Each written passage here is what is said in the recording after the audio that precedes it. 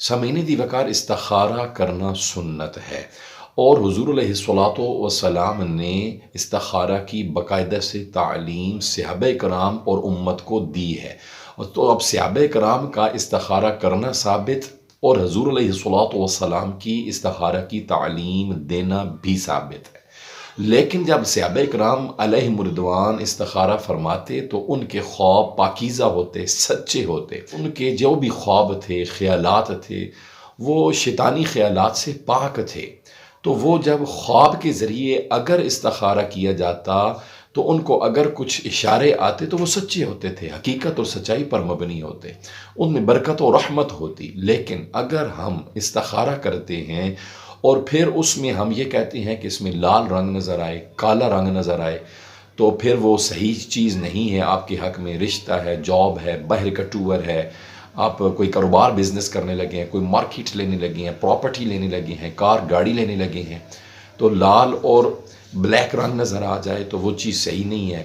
اگر سفید اور زرد آئے تو وہ صحیح ہے۔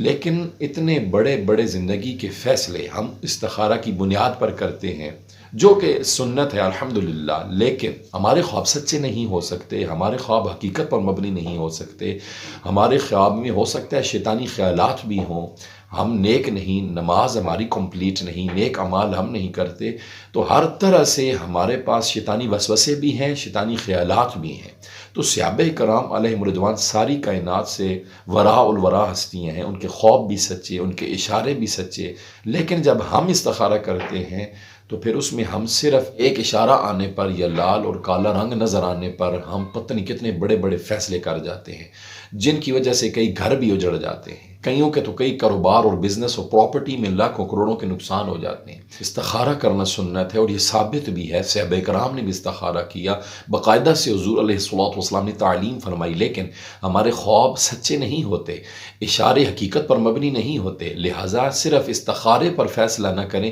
ہو سکتا ہے کوئی اتنا اچھا نیک رشتہ آیا ہو، لیکن استخارے میں ایک صرف اشارہ ملا اور آپ نے نو کر دی، اگلے کی زندگی اجڑ گئی، اور آپ نے اتنا نیک رشتے سے یا اتنا اعلیٰ رشتہ یا اچھے گھرانے کا رشتہ نو کر دی، ٹور کینسل کر دیا، گاڑی پراپرٹی کے فیصلے تھے وہ ریجیکٹ کر دیے، کیا اب استخارے میں بات نہیں؟ تو بڑے بڑے استخاروں میں پڑھنے والے جو بھی ایسے فیصلے کرتے ہیں وہ بعد میں یا استخارے سے متنفر ہوتے ہوئے نظر آتے ہیں، استغفر اللہ العیاذ باللہ،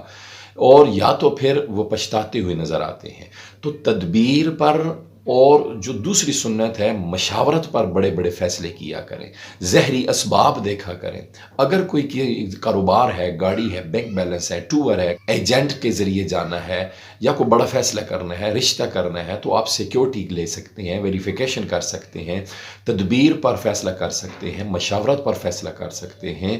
ظاہری اسباب دیکھا کریں، ان پر فیصلہ کر سکتے ہیں، صرف استخارے پر مت رہا کریں۔ اور میرا یہ ایک ذاتی موقف تھا، ہو سکتا ہے آپ اختلاف بھی کر سکتے ہیں، اپنی رائے کومنٹ میں دے سکتے ہیں۔ اب آئیے استخارہ کیسے کیا جائے۔ رات کو سوتے وقت 2 رکعت نماز نفل پڑھیں استخارہ کی نیت سے، جیسے عام نفل پڑھے جاتے ہیں، کوئی بھی صورتیں پڑھ لیں، پھر جو ہی سلام پھیریں تو آپ پنجابی میں، اردو میں، انگلش میں، کسی بھی الفاظ میں اللہ کے حضور دعا کریں کہ یا اللہ میں شک میں ہوں، یہ میں نے کام کرنا ہے، رشتہ کرنا ہے، گاڑی ہے، ٹور ہے، پراپرٹی ہے، کوئی بھی کام ہے، تو میں شک میں پڑا ہوا ہوں، فیصلہ نہیں کر پا رہا، اے میرے اللہ اپنے پیارے محبوب کریم کے توسل سے میری مدد فرما۔ علماء سے یا نیک لوگوں سے اس کی وضاحت طلب کریں، اور پھر جو وہ مشورہ دیں اس پر اچھا فیصلہ کریں، لیکن صرف استخارے پر آنے والے اشارے پر نہیں، ظاہری اسباب بھی کریں، مشورہ کریں، سیکیورٹی ویریفیکیشن لیں، تدبیر کو دیکھیں، مشاورت کریں، پھر فیصلہ لیں، کوئی بھی فیصلہ ہو۔ تو یہ استخارہ اور استخارہ کرنے کی جو باتیں تھیں یا استخارہ کرنے کا جو طریقہ تھا